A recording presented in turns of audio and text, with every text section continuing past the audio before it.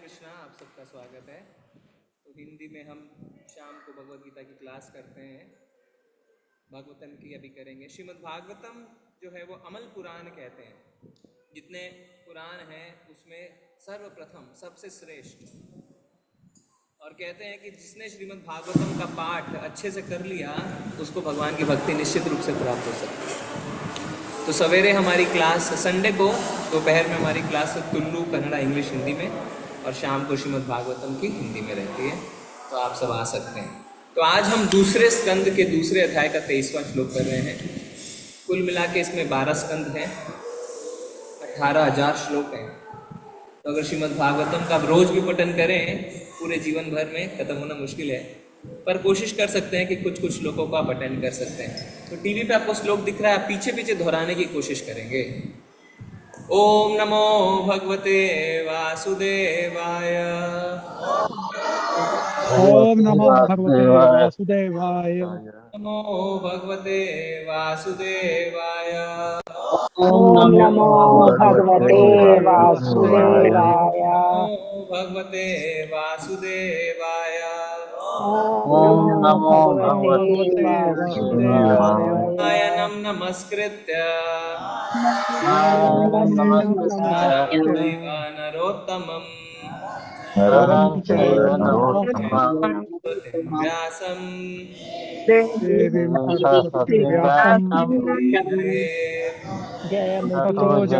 जयेश्व भद्रेषु भागवत सेवया लोके उत्तम श्लोके नैष्टिकी भागवत सेवया। नित्य मतलब हमेशा, भागवत मतलब श्रीमद् भागवतम जिसका आज हम पठन कर रहे हैं, सेवया इसकी सेवा। तो हम कहते हैं कि भागवतम और भगवत गीता की सेवा, इसका अर्थ ये नहीं कि हम उसको अगरबत्ती दिखाएं, धूप दिखाएं, ठीक है, वो आपकी इच्छा है। पर अगर कोई किताब है तो उसकी सेवा है उसको पढ़ना, है ना।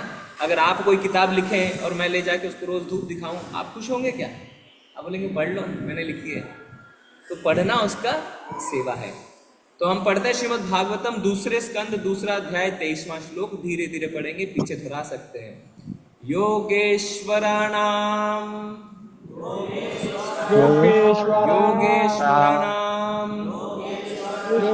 गतिम आहुरन्तः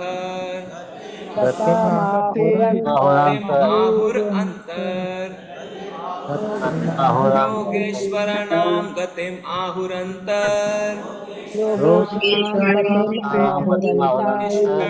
गतिम आहुरन्तः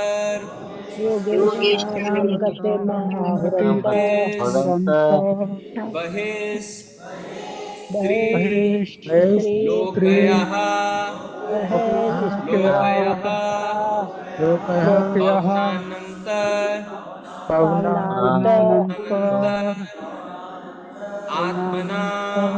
आत्मना टीवी पे देख सकते हैं। बहिस्त्रीलोकया पवनानन्तरात्मना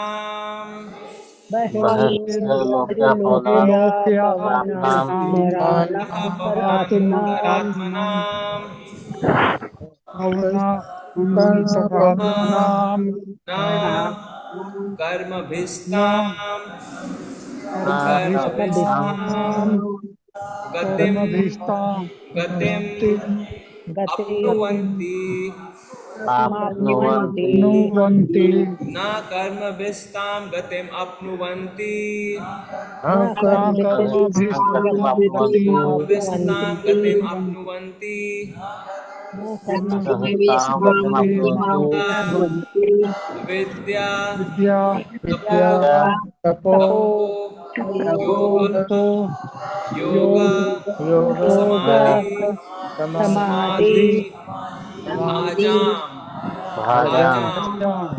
विद्या तपो योग समाधि भाजाम विद्या तपो योग समाधि भाजाम योग समाधि भाजाम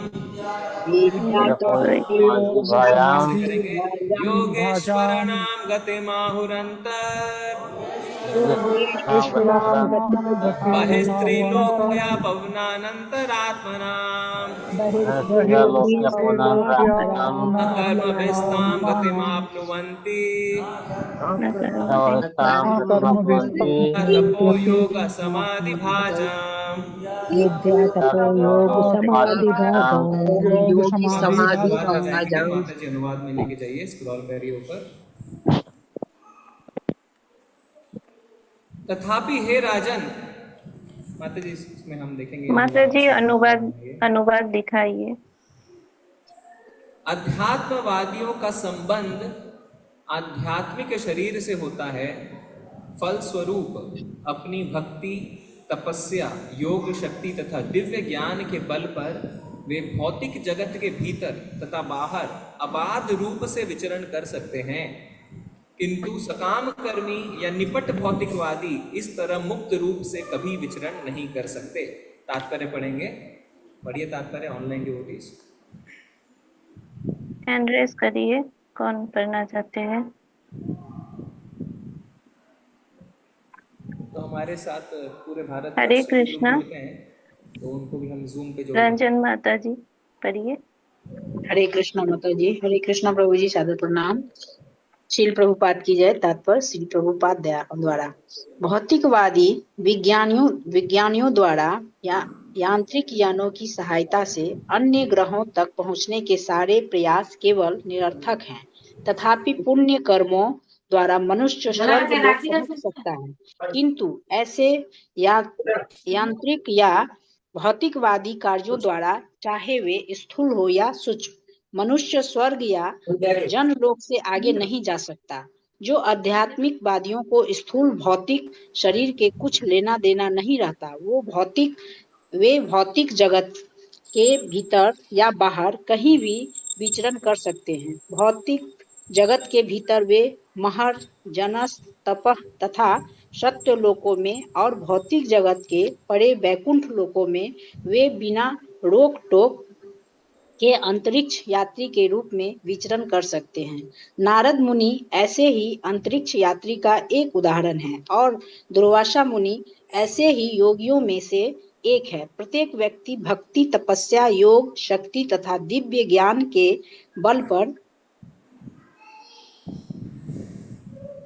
पर नारद मुनि या दुर्वासा मुनि की भौतिक विचरण कर सकता है। ऐसा कहा जाता है कि दुर्वासा मुनि ने केवल 1 वर्ष में ही संपूर्ण भौतिक आकाश तथा परव्योम के कुछ भाग की यात्रा की थी। स्थूल या सूक्ष्म भौतिकवादी व्यक्ति योगियों की गति को कभी नहीं पा सकते। हरे कृष्णा प्रभु जी। हरे कृष्णा माता जी, धन्यवाद। ज्ञानतिमिरन्धस्य ज्ञानाञ्जनशलाकया चक्षुरुन्मिलितं येन तस्मै श्रीगुरुवे नमः। श्रीचैतन्यमनोभीष्टं स्थापितं येन भूतले स्वयं रूपा कदा मह्यं ददाति स्वपदान्तिकम्। हरे कृष्णा।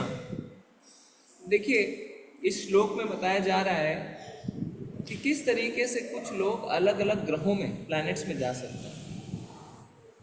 तो ज़्यादातर लोगों को हमें पता ही नहीं होता कि पृथ्वी जिसमें हम रहते हैं उसको छोड़ के भी अन्य सैकड़ों ऐसे ग्रह हैं, प्लैनेट्स हैं जिसपे जीव रहते हैं।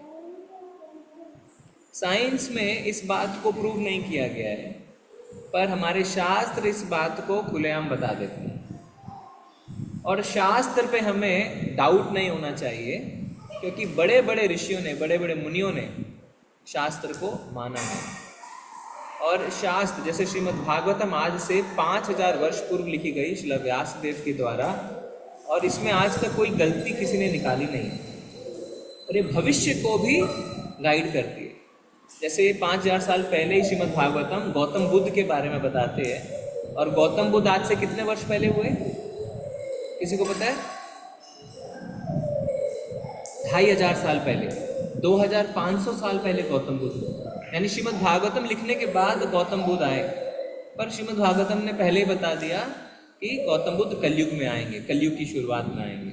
कलयुग की शुरुआत कितने साल पहले हुई थी? हाँ, 5000 साल पहले। तो अभी सिर्फ 5000 वर्ष ही हुए हैं हम कलयुग में प्रवेश किए हुए, अभी 4 लाख से ऊपर साल बचे हुए। तो कई लोग कहते हैं ना कलयुग का अंत होने वाला है, ऐसा नहीं है, कलयुग तो अभी शुरू हुई, अब पूरी तरीके से भी शुरुआत नहीं हुई है। जैसे दोपहर के बाद हठात रात्रि नहीं आती है, बीच में संध्या होती है, इसी तरीके से द्वापर के बाद हठात कलयुग नहीं आता है, बीच में एक ट्रांजिशन, एक संध्या कहते हैं जो अभी चल रही है। इसीलिए आप सब भगवान के मंदिर में आ पा रहे हैं, भगवान का नाम सुन पा रहे हैं, ले पा रहे हैं, क्योंकि अभी कलयुग पूरी तरीके से आया नहीं। जब कलयुग पूरी तरीके से आएगा तो शास्त्र कहते हैं कि एसिड रेन्स, जो वर्षा होगी उसमें एसिड होगा और जितने फसल है सब खत्म हो जाएंगे, पर भूख तो खत्म नहीं होगी। तो फसल नहीं खाएंगे तो क्या खाएंगे? इंसान इंसान को खाएगा, ऐसा शास्त्र में बताते हैं। तो अभी हमारे पास शुरू के कुछ वर्ष हैं जिसमें हम कुछ ऐसे कदम उठा सकते हैं जिससे कि हम इस कलयुग के प्रभाव से बच सके और दोबारा जन्म मृत्यु के चक्र से निकल सके। तो यहाँ पे श्लोक में बात हो रही है अलग अलग ग्रहों में जाने की।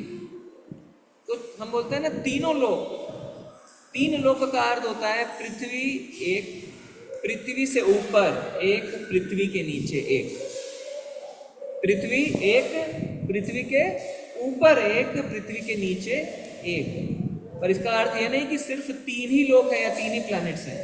पृथ्वी के ऊपर अनेक प्लैनेट्स हैं और पृथ्वी के नीचे भी अनेक प्लैनेट्स हैं। तो जब हम गलत कार्य करते हैं, पाप पूर्ण कार्य करते हैं और हमें उसको भोगना होता है, तो हम पृथ्वी के नीचे वाले ग्रहों में जाते हैं और सबका नाम भी बताया गया है। और जब हम अच्छे कार्य करते हैं, स्वर्ग में जाते हैं, भोगते हैं, तो पृथ्वी के ऊपर ग्रहों में जाते हैं। तो पृथ्वी के जो सबसे ऊपर का ग्रह है भौतिक जगत का, उसका नाम है सत्यलोक, ब्रह्मलोक भी कहते हैं, जिसमें ब्रह्मा जी रहते हैं। तो ब्रह्मा जी जिस ग्रह में रहते हैं उसका नाम है ब्रह्मलोक। फिर इतने ऊपर जाएंगे तो स्वर्ग भी आपको मिलता है। शास्त्र कहते हैं जो चंद्रमा हम देखते हैं वो भी स्वर्ग लोक का हिस्सा है। यानी चंद्रमा में अगर आप पहुंच गए मरने के बाद, तो आप वहां पे स्वर्ग लोक की तरह एंजॉय कर सकते हैं। और यही अगर आपने पाप पूर्ण कार्य किए हैं तो पृथ्वी के नीचे आपको जाना होगा, जहां पे आपको सफर करना पड़ेगा। नीचे पाताल, अतल, वितल, सुतल, तलातल, ऐसे करके प्लैनेट्स के नाम शास्त्र ने बताए हैं। और ऊपर महरलोक, जनसलोक, तपलोक, सतलोक, स्वर्गलोक, इस तरीके से सारे। स्वर्गलोक में देवता भी रहते हैं, तो आपको इंद्र भगवान, इंद्र जी मिल जाएंगे, आपको वरुण देव मिल जाएंगे, है ना, आपको वायु देव मिल जाएंगे। इस तरीके से आपको देवता मिलेंगे और आप भी देवताओं का सब भोग भोगेंगे, मतलब पूरा एंजॉय करेंगे। कोई थकान नहीं, कोई कष्ट नहीं, कोई पसीना नहीं, शरीर से बदबू नहीं, मजे में जीवन जिएंगे। और 70-80 साल की उम्र नहीं रहेगी, बहुत हजारों साल की उम्र रहेगी वहां पे।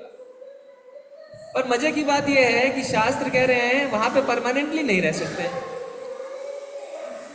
भगवत गीता में भगवान श्री कृष्ण कहते हैं क्षीणे पुण्य मर्तलोकम विशंति, मतलब पुण्य क्षीणे खत्म जब हो जाएंगे, मर्तलोकम यानी पृथ्वी, विशंति वापस भेज दिए जाएंगे। तो मान लीजिए आपको स्विट्जरलैंड जाने की इच्छा है, तो कितने दिन स्विट्जरलैंड रह सकते हैं? जितने आपके पास पैसे हैं उतने दिन ही रह सकते हैं। जैसे ही आपके पैसे खत्म, होटल वाला को क्या बोलेगा, अब आप जा सकते हैं, नमस्ते। इतनी भद्रता से भी नहीं बोलेगा, बोले get out of the room. और वीजा भी कुछ दिन के लिए मिलता है आपको, फिर आपको वापस भारतवर्ष भेज दिया जाता है। इसी तरीके से जो आपने पूरे जीवन में पुण्य कमाए हैं अच्छे अच्छे कार्य करके, उनके बलबूते पे आप स्वर्ग लोग जा सकते हैं। पर जितने दिन आपके पुण्य रहेंगे उतने दिन आप स्वर्ग लोक का आनंद भोगेंगे। उसके बाद आपको कहाँ भेज दिया जाएगा? वापस इस पृथ्वी में भेज दिया जाएगा। तो घाटे का सौदा है कि नहीं? पूरा जीवन निकाल दिया धर्म पुण्य का कार्य करते करते, और मिला क्या? वापस पृथ्वी लोक। एक राजा हुए, उनका नाम था राजा नृग। क्या नाम था? नृग। वो क्या करते थे, हजारों हजार गाय दान में देते। और ऐसा नहीं कि बस ऐसे नॉर्मल गाय दे दिया, उसको अच्छी तरह सुसज्जित करके, सोने से सजा के, उसके हॉर्न्स को ना, उसके सींग को सजा के। तो एक ब्राह्मण को उन्होंने 1000 गाय दान में दी, दूसरे ब्राह्मण को भी 1000 गाय दान में दी। 1000 गाय तो हम आज एक साथ देख भी नहीं सकते हैं, उस समय वो दान देते थे। तो हुआ क्या, झुंड से एक गाय निकल के दूसरे झुंड में चली गई। तो ब्राह्मण को लगा राजा ने क्या कर दिया, दान की हुई वस्तु वापस दान में कर दी। देखिए, दान की हुई वस्तु कभी वापस नहीं लेनी चाहिए, एक बार दान कर दिया तो कर दिया। देखा ये राजा ने क्या किया, पहले दान किया फिर वापस लेके दूसरे को दान में कर दिया, पर राजा को पता ही नहीं है कि ऐसा हो गया। अब 1000 गाय में कहाँ एक गाय इधर उधर चली जाए, कैसे पता चलेगा। पर दोनों ब्राह्मण बड़े नाराज हो गए, आपस में कोई उपाय नहीं खोज पाए, बोलते हम राजा के पास जाएंगे। राजा के पास पहुंचे, पर राजा धर्मात्मा अपने दान पुण्य के कार्य में इतने व्यस्त कि इन ब्राह्मणों से मिलने का समय ही नहीं था उनके पास। तो अब ब्राह्मण क्रोधित हो गए और उन्होंने राजा को श्राप दे दिया, हे राजा, जिस तरीके आज आप हमसे छिप रहे हैं, अगले जन्म में आप एक कुएं में चिपकली की तरह छिपे पाएंगे। और ऐसा ही हुआ, अगले जन्म में वो कुएं के चिपकली बन गए। अब आप सोचिए, हम 1000 गाय एक साथ देख भी नहीं सकते हैं, वो 1000 गाय सुसज्जित करके उसको दान में दे देते, किस लिए, चिपकली बनने के लिए। उनके जितना पुण्य तो हम कमा भी नहीं सकते हैं चिपकली बनने के लिए। भगवान श्री कृष्ण ने बाद में उसका उद्धार किया, पर जो मॉरल ऑफ द स्टोरी है, जो हमें चीजें समझनी है, वो क्या है, वो ये है कि सिर्फ पुण्य कमाने से हमारा उद्धार नहीं हो सकता।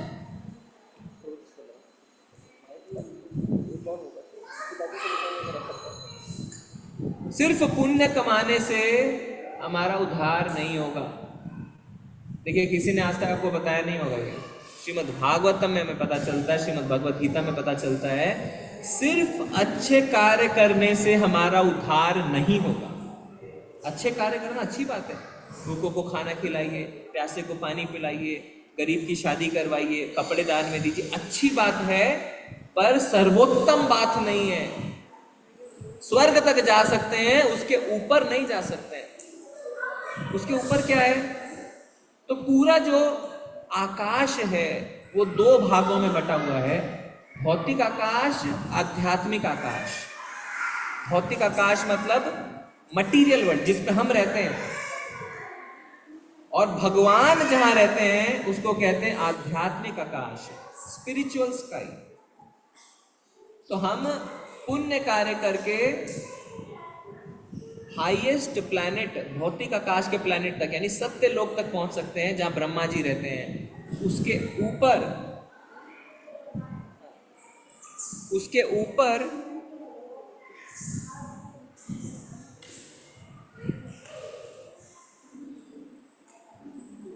हरे कृष्णा, उसके ऊपर जो आध्यात्मिक आकाश है उसमें हम नहीं जा सकते। और भौतिक आकाश में अगर सबसे ऊपर चले भी गए तो क्या मिला, क्षीणे पुण्य मर्त्य लोकम विसंति, वापस यहाँ पे आ गए। घाटे का सौदा है ना। आप 20 वर्ष काम करके 5 लाख रुपए कमाते हैं, सेव करते हैं, स्विट्जरलैंड जाके 5 दिन में उड़ा के वापस आ जाते हैं, घाटे का सौदा है ना। 5 लाख में आप क्या क्या कर सकते थे, पर आप सोचे नहीं मैं तो स्विट्जरलैंड ही जाऊंगा, जाइए, और 5 लाख खर्च हो गए, 5 दिन में वापस आ गए आप, हवाई जहाज के ही 2 लाख रुपए लग जाएंगे। तो क्यों कर रहे हैं हम ये सब। तो भगवान कहते हैं भगवत गीता श्रीमद् भागवतम में भी कि हमें ऐसा कुछ करना चाहिए जिससे इस भौतिक आकाश के परे हम चले जाएं, वैकुंठ लोकों में चले जाएं, भगवान श्री कृष्ण के गोलोक वृंदावन में चले जाएं। तो वैकुंठ में भगवान विष्णु रहते हैं और गोलोक में भगवान श्री कृष्ण रहते हैं। कृष्ण और विष्णु में कोई अंतर नहीं है, अंतर सिर्फ है एक व्यक्ति अगर अपने घर में है और एक व्यक्ति अपने ऑफिस में है। जैसे एक व्यक्ति कोर्ट में बैठता है तो जज साहब कहलाता है, आप जाके चुटकुले नहीं सुना सकते, हमको हंसी मजाक नहीं कर सकते हैं। तो वो है वैकुंठ, जहाँ भगवान विष्णु अपने ऑफिस में बैठे हैं, सारे देवी देवता आते हैं और कहते हैं ये परेशानी है, ये परेशानी है, ये परेशानी है, तो समाधान निकालते हैं। और यही जब वो अपने घर में, जज साहब अपने घर में चले जाते हैं, तो बच्चे उनके कंधे पे घूमते हैं। अब वो जज साहब नहीं है, माई लॉर्ड नहीं है। तो भगवान जब अपने घर में लीलाएं करते हैं, माखन चुराते हैं, गोपियों के साथ खेलते हैं, वो है गोलोक वृंदावन। तो शास्त्र कहते हैं कि जब हम अच्छे कार्य, ध्यान से सुनिए कैसे हम निकल सकते हैं इस चीज से, जब हम अच्छे कार्य बिना फल की इच्छा के करेंगे तो हम इस भौतिक आकाश को पार करके आध्यात्मिक आकाश में जा सकते हैं। कब जा सकते हैं? अच्छे कार्य बिना फल की इच्छा के करेंगे। बोले ये कैसे होता है? मान लीजिए आपके जीवन में बहुत बड़ा कष्ट आ गया, आप पंडित जी के पास गए, पंडित जी कह रहे हैं 100 ब्राह्मणों को भोज कराओ, आपकी समस्या खत्म हो जाएगी। तो ये कार्य फल की इच्छा से है कि फल की इच्छा से नहीं है? बताइए। फल की इच्छा से है। क्या फल चाहते हैं? कि मेरे कष्ट खत्म हो जाएं। अब भगवान कह रहे हैं फल की इच्छा मत करो, तो यानी क्या हमारे जीवन के दुख खत्म नहीं होंगे? देखिए, हर कोई जो प्रार्थना करता है वो क्या प्रार्थना करता है? भगवान मेरा जीवन सुखमय हो जाए, धन धान्य से भर जाए, पुत्र प्राप्ति हो जाए, ऐश्वर्य मिल जाए। कभी मिलता है, कभी नहीं भी मिलता।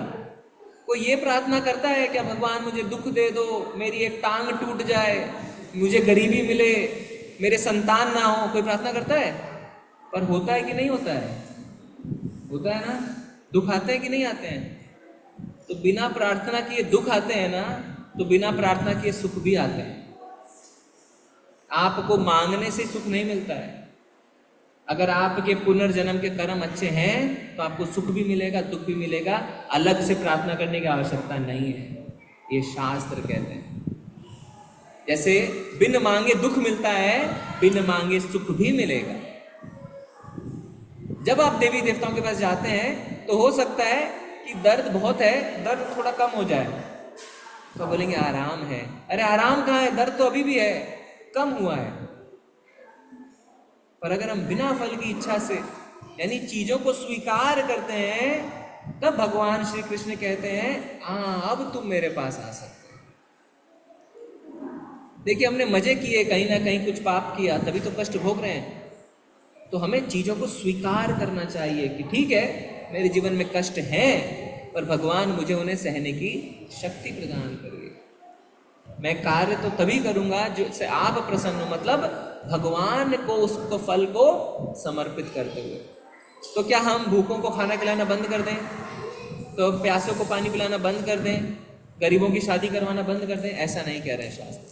शास्त्र कह रहे हैं जो करना है करो, यत् करोषि यदश्नासि यत् जुहोषि ददासि यत् तपस्सि कौन्तेय तत्कुरुषम् मदर्पणम्। जो करना है करो, पर मुझे अर्पित करते हुए करो। मतलब आप ये कर रहे हैं ये सोच के कि ये मेरा दायित्व है, मेरा फर्ज है। मतलब भगवान आपने मुझे लक्ष्मी प्रदान करी है, ये मेरा कर्तव्य है कि मैं ये करूं। 4 आश्रम होते हैं। क्या क्या? ब्रह्मचर्य, गृहस्थ, वानप्रस्थ और सन्यास। ब्रह्मचर्य यानी पहला 25 वर्ष जिसमें एक व्यक्ति गुरुकुल जाता है, शिक्षा ग्रहण करता है, ब्रह्मचर्य का जीवन जीता है, शादी नहीं करता है। अगले 25 वर्ष को गृहस्थ जीवन कहते हैं, जिसमें वो शादी करता है, बाल बच्चे पैदा करता है और दाम्पत्य जीवन का सुख भोगता है। फिर अगला 25 वर्ष वो अपने घर गृहस्थी को छोड़ के वन में वानप्रस्थ जीवन बिताता है, और उसके अगले 25 वर्ष वो संन्यास लेता है। इसमें अगर आप देखें 4 आश्रम में से सिर्फ एक आश्रम है जो पैसे कमाता है और भोग करता है। कौन सा आश्रम? गृहस्थ आश्रम। ब्रह्मचारी भी पैसे नहीं कमाता है, भोग नहीं करता है। वानप्रस्थ में वन में क्या पैसे कमाएगा, क्या भोग करेगा? और सन्यास में भी ऐसा नहीं। सिर्फ गृहस्थ आश्रम ऐसा है जिसमें वो पैसे कमाता है, भोग करता है और अपने परिवार का, बाल बच्चों का सुख भोगता है। तो इस आश्रम में अगर आप कोई कार्य कर रहे हैं, उसका कर्तव्य क्या है? बाकी 3 आश्रमों को मेंटेन करना। गृहस्थ आश्रम जो गृहस्थ जीवन में है, उनका कर्तव्य है कि वो ब्रह्मचारी, वानप्रस्थ और सन्यास को मेंटेन करें। मेंटेन इसलिए नहीं करें कि चलो कोई सन्यासी मेरे घर आ गया है, उसके पाँव मेरे घर पे पड़ गए हैं, अब मेरे कारोबार में 4 चांद लग जाएंगे। तेरा फल की इच्छा ले रहे हैं। इच्छा क्या होनी चाहिए? अरे कोई सन्यासी के दर्शन में भगवान ऐसा आशीर्वाद मिले कि मैं बिना फल की इच्छा के कार्य करना शुरू करूं। तो इस कार्य का नाम है निष्काम कर्म योग। दोहराइए, निष्काम, जोर से दोहराइए, निष्काम कर्म योग। बोलिए, निष्काम कर्म योग। निष्काम कर्म योग मतलब बिना फल की इच्छा के कर्म करना। और ये योग कहा गया है, शास्त्रों में से योग कहा गया, क्योंकि ये करना आसान नहीं है। ये करना आसान नहीं है। और जो कार्य हम फल की इच्छा से कहते हैं उसको कहते हैं सकाम कर्म योग। क्या कहते हैं? सकाम कर्म योग, यानी फल की इच्छा से कार्य करना। कितने ना जाने करोड़ों अरबों जन्म हमने ले लिए हैं और हमने एक ही चीज सिखाया है, क्या? इसमें मेरा क्या फायदा। कोई भी कार्य करने से पहले एक ही सोच होती है, इसमें मेरा क्या फायदा। तभी आप वो कार्य करते हैं, नहीं तो वो कार्य आप नहीं करते हैं। पर शास्त्र कहते हैं कार्य करो पर भगवान की सेवा में कार्य करो। तो नौकरी कर रहे हैं, क्या नौकरी करना छोड़ देना है? ऐसा नहीं कहा गया। नौकरी करिए पर अपने कार्य की फल की इच्छा को आप भगवान की सेवा में लगा सकते हैं। किसी को अच्छा गाना आता है, भगवान के कीर्तन गा सकता है। किसी को अच्छा नाचना आता है, भगवान, जैसे रथ यात्रा में आप देखिए बड़े बड़े कलाकार आते हैं, भगवान के आगे नृत्य प्रकट करते हैं ना, नृत्य प्रस्तुत करते हैं, अब वो कर सकते हैं। किसी को कहते नहीं हमारे पास तो समय नहीं है, कोई बात नहीं है, आप जो कार्य कर रहे हैं उसका जो फल आपको मिल रहा है वो भगवान की सेवा में लगा सकते हैं। तो शास्त्र कहते हैं अपने जीवन को हमें बिल्कुल सिंपल तरीके से जीना चाहिए।